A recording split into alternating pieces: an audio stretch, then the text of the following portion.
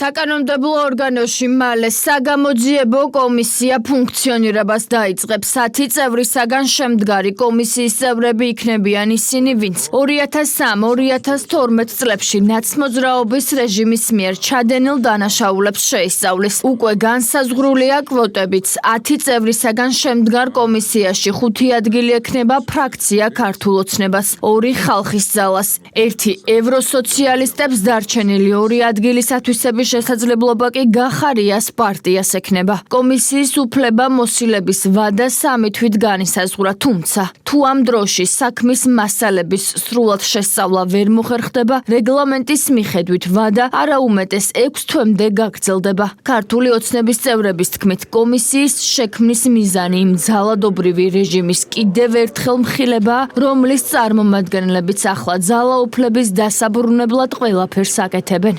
ეს საგამოძიებო სტრუქტურა პარლამენტის დაიწყებს მალევე ფუნქციონირებას, იქნება გამჭვირვალე პროცესი, მისი მნიშვნელობა არის ძალიან დიდი.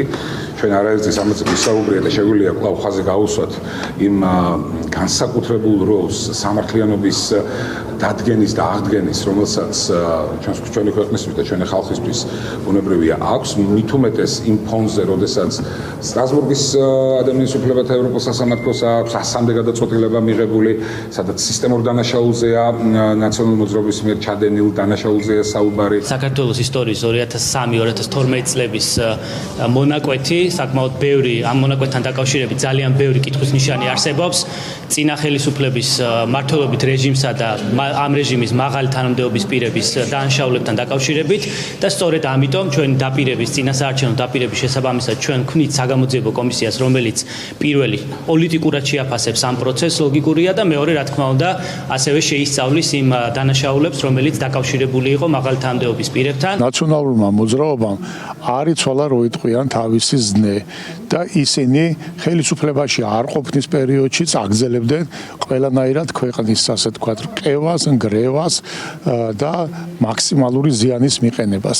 ამიტომ ძალიან მნიშვნელოვანი არის, რომ ასეთი პოლიტიკური ორგანიზაციის საქმიანობა, მათ შორის განსაკუთრებით ხელისუფლებაში ყოფნის დროს, როდესაც მას ჰქონდა კონკრეტული ბერკეტები ქვეყნის და ადამიანის და მოქალაქის ინტერესების შელახვისა, იყოს მაქსიმალურად გამოძიებული საზოგადოებისათვის, წარდგენილი პოლიტიკური შეფასება მიცემული და საჭიროების შემთხვევაში სისხლის სამართლებრივი დევნაც, ასე თქვათ, გახსნილი.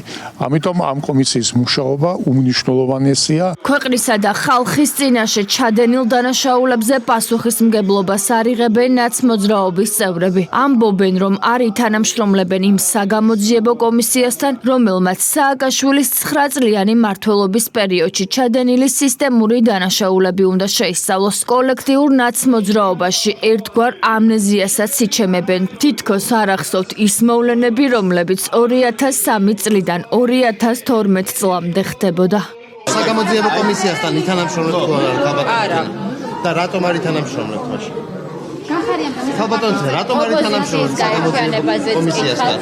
ეს მაგ ერთადერთი პასუხი. ყველა აბსოლუტურად ფორმატი, რომელიც არის უკანონო პარლამენტის, რომელიც ჩვენ არ ვაღიარებ, არის უკანონო.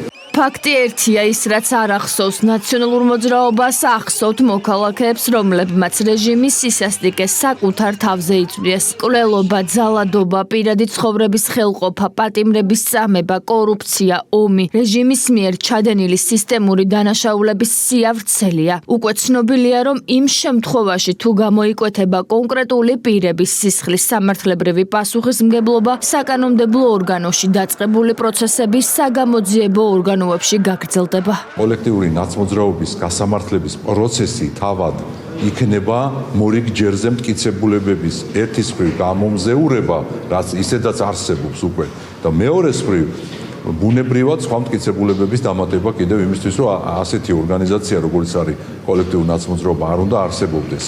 დროებითი საგამოძიებო კომისია დაიბარებს და გამოკითხავს რეჟიმის ყველა იმ მაღალ ჩინოსანს, რომელსაც შეიძლება ბრალი მიუძღოდეს ან ფლობდეს ღირებულ ინფორმაციას. თუმცა სახელისუფლებო პარტიაში ხაზგასმით აღნიშნეს, რომ 2008 წლის ომის საქმეზე გამოძიების ადრესატები არ იქნებიან სამხედრო მეთაურები და ჯარისკაცები.